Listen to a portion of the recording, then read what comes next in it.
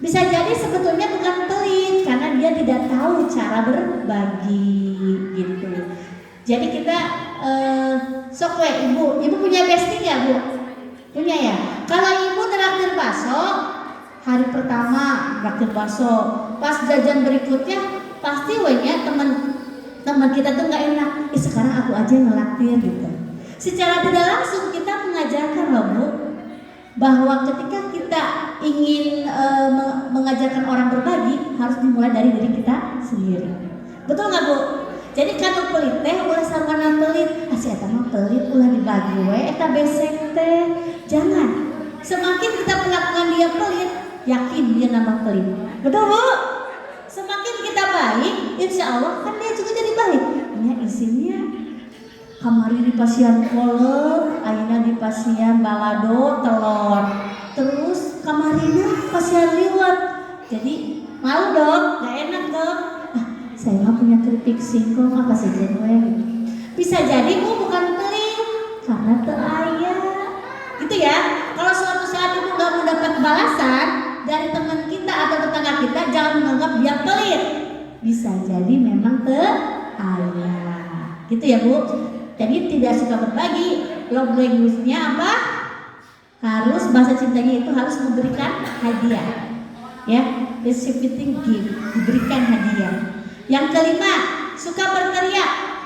Ada anak yang suka berteriak-teriak, berarti isi tangki cintanya dengan berikan pelayanan. Jadi dia tuh ingin diperhatikan, dilayani. Apa love language-nya? Art of service. Jadi pelayanan. Kan kalau anak berteriak ya, mama ambilin ini, ambilin itu, teriak-teriak dengan nada yang kasar. Kita samperin, nah mau apa? Kalau mau apa-apa minta tolong, gak usah teriak. Terus kita layanin kayak gitu bu. Lanjut. Oke, dikit lagi bu. Nah, yang keempat, mengapresiasi anak atau menghargai, memberikan hadiah, memberikan pujian, walaupun berupa ucapan gitu bu, sentuhan, itu mengapresiasi. Kalau nanti anak tuh nunjukin ke kita, mama aku bisa loh ini gambar. Nah walaupun misalkan gambarnya tidak sesuai dengan harapan kita, masya Allah bagus gitu ya. Kita apresiasi. Karena itu akan menimbulkan kepercayaan diri ya. Jadi harus diberikan motivasi. Yang kedua, fokus pada usaha bukan hasil. Tadinya anak kita misalkan di kelas tuh yang lain mah hafalannya udah 5 surat, anak kita baru 1 surat. Ya, tapi awalnya juga belum bisa. Bukan berarti kamu pilih hiji, lu lain mah tuh anaknya Bu Susi mah 5. Jangan begitu. Tapi kita ungkapkan, kamu hebat nak, 1 surat aja, yang penting kamu hafal dan mungkin. Nanti kamu bisa loh tingkatin lagi. Temen kamu juga itu bisa, berarti kamu bisa. Gitu ya Bun. Jadi kita jangan melihat pada usaha, jangan melihat pada hasil tapi fokus pada usaha. Misalkan tulisannya masih belum bagus.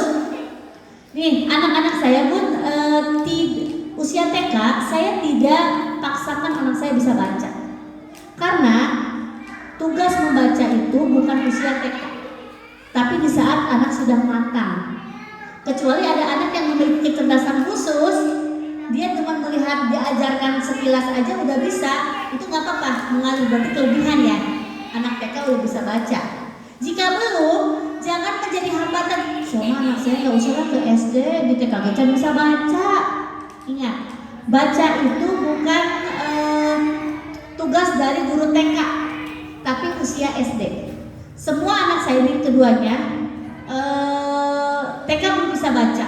Kelas 1 masih saya kenalkan tidak membaca, tapi mengenal. Bahkan saya pakai permainan bu. Ba tu deca, baca. Ma tu dekan, makan. Dia bisa. Jadi pemenggalan 10 kata. Tapi kelemahannya itu, akhirnya ketika dia tidak pakai tuduh, nggak bisa, gitu. Tapi alhamdulillah bun, seusia pas ya, di usia 7,5 tahun, dia udah bisa baca sendiri. Saya mengajarkan tidak. Hanya dengan stimulus di sekolah, gitu bu. Jadi nggak apa-apa bu bertahap, tapi bukan berarti udah kelas biarin kayak mungkin anak saya mah 9 tahun karek bisa